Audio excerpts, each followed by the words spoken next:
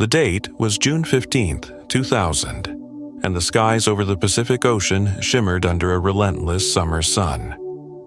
At 38,000 feet, a Boeing 777 dubbed Phoenix Dawn sliced through the air, its engines humming a steady tune. The plane, a marvel of late 90s aviation, carried 300 passengers and 15 crew members on a routine flight from Los Angeles to Tokyo.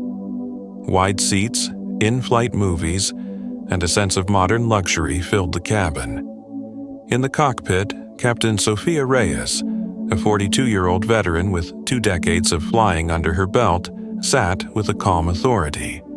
Beside her, First Officer Liam Carter, a sharp 28-year-old with a knack for quick thinking, monitored the instruments. It was a flight like any other until it wasn't.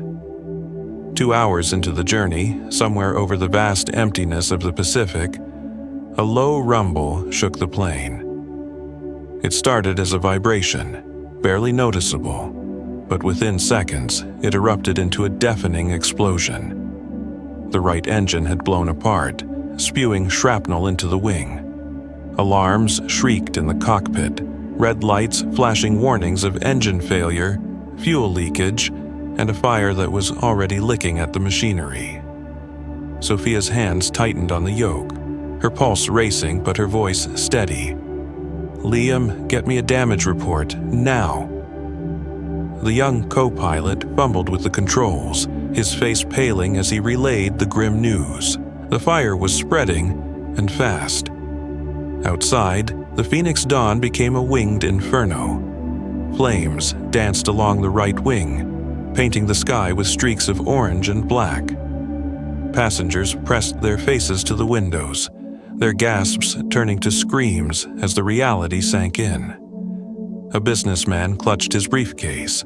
A mother shielded her toddler, and an elderly man stared blankly ahead, whispering a prayer. The cabin crew sprang into action, barking orders to stay seated, but panic was a wildfire of its own.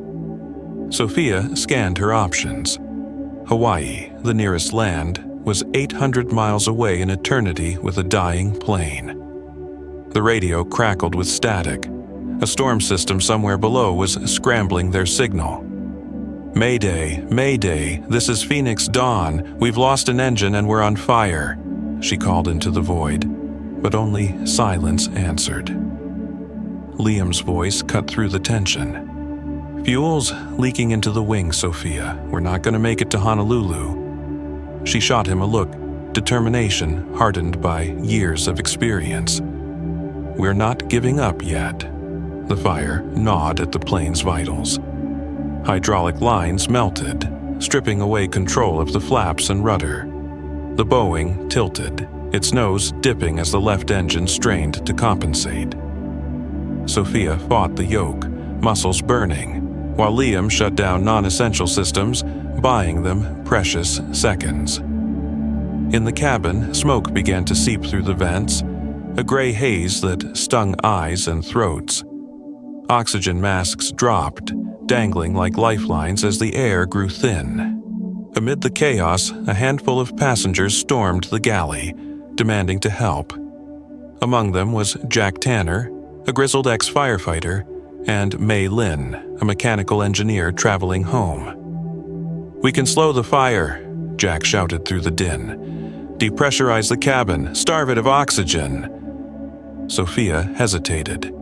It was the insane gamble. Lowering the pressure could knock out half the passengers, but the alternative was certain death.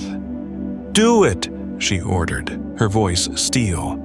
Liam flipped the switches, and the cabin depressurized with a sickening whoosh. The roar of wind filled the plane as oxygen levels plummeted. Passengers slumped in their seats, some unconscious, others gasping beneath masks. The fire flickered, weakened by the thinning air, but the damage was done. The hydraulics were gone. The Phoenix Dawn was no longer a plane, it was a 200-ton glider, spiraling toward the ocean with wings ablaze. Sophia's mind raced. The water below was their only runway now. "Brace for impact," she announced, her voice cutting through the static of the intercom. Liam gripped the console, his knuckles white. "This is it, isn't it?" he muttered. Sophia's jaw tightened. "Not if I can help it." The altimeter spun downward 10,000 feet, 5,000, 2,000. The sea loomed closer, a shimmering blue grave. Then, a miracle, a faint speck on the horizon. A Coast Guard helicopter, dispatched from Hawaii after a garbled distress signal, spotted the flaming wreckage against the sky. But they were too late to stop the inevitable. With a deafening crash, the Phoenix Dawn hit the water. The fuselage split like a cracked eggshell, the tail shearing off as waves swallowed the rear. Cold salt water surged inside, sweeping seats and bodies into the chaos. Sophia clung to the controls, guiding the plane's shattered nose onto a shallow reef, giving survivors a fighting chance. The helicopter hovered overhead, dropping life rafts as rescue boats sped toward the wreckage. Jack and May pulled passengers from the flooding cabin, their shouts lost in the roar of the sea. Sophia and Liam stayed in the cockpit, dragging an unconscious flight attendant to safety before the water reached their waists. The Phoenix Dawn sank, its fiery wings extinguished by the depths, leaving only debris and oil slicks on the surface. When the rescue tally came, 187 souls had survived half the plane's total. Sophia stumbled onto the rescue boat, her uniform soaked, her eyes hollow. Liam followed, coughing seawater, a faint grin breaking through his exhaustion. "We did it," he rasped. Sophia nodded, but the weight of the 128 lost lives pressed on her chest like an anchor. The investigation pinned the disaster on a faulty engine component, a manufacturing flaw missed in routine checks. The Phoenix Dawn became a legend, a tale of a plane's final, fiery flight, and the crew who defied the odds. Sophia retired soon after, haunted by the faces she couldn't save. But in aviation circles, they still speak of the wings of fire, a testament to courage, sacrifice, and the fragile line between triumph and tragedy in the sky.